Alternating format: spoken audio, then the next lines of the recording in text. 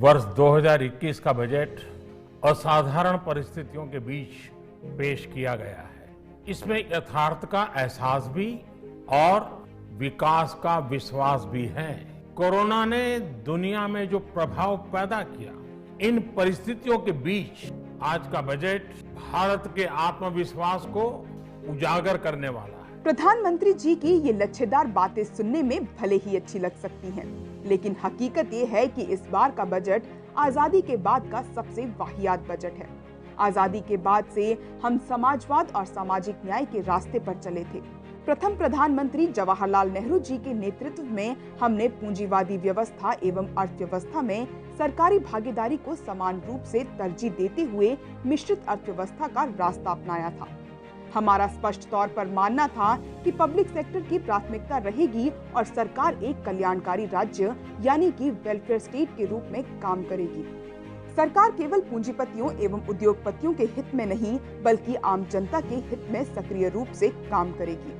यही कारण है कि कांग्रेस की सरकार में बड़े बड़े सरकारी कारखाने बनाए गए, बैंक खोले गए, देश की आर्थिक उन्नति के लिए LIC जैसी कंपनियों का निर्माण किया गया और देश में इंफ्रास्ट्रक्चर निर्माण के लिए लाखों करोड़ों रुपए रेलवे, एयरपोर्ट, पोर्ट एवं सड़कों जैसे जन संसाधनों में खर्च किए गए। भारतीय अर्थव्यवस्था दो सिद्धांतों, जनहित और सामाजिक न्याय के आधार पर चलती चली आ रही थी। लेकिन मोदी सरकार द्वारा पेश किए गए बजट से साफ हो रहा है कि अब सरकार जनहित में नहीं बल्कि पूंजीवादी व्यवस्था के पक्ष में काम करेगी। वित्त मंत्री ने ऐलान किया है कि 2 बैंक बेचे जाएंगे और बीमा क्षेत्र में LIC जैसी मुनाफा कमाने वाली कंपनियों में प्राइवेट भागीदारी होगी। सरकारी कंपनियों के एसेट को भी बेचा जाएगा। मतलब रेलवे एवं दूसरी सरकारी कंपनियों के पास जो लाखों एकड़ जमीन है वह भी पूंजीपतियों को औने पौने दामों में बेच दी जाएगी। मतलब मोदी सरकार अब जनहित में नहीं बल्कि धनहित अथवा पूंजीपतियों के हित में काम करेगी।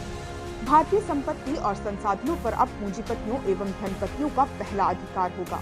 अब बैंक बिकेंगे, पोर्ट और एयरपोर्ट बिकेंगे। रेलवे स्टेशन तो पहले ही बिक रहे थे, अब संपूर्ण रेलवे ही पूंजीपतियों के हाथ में होगी।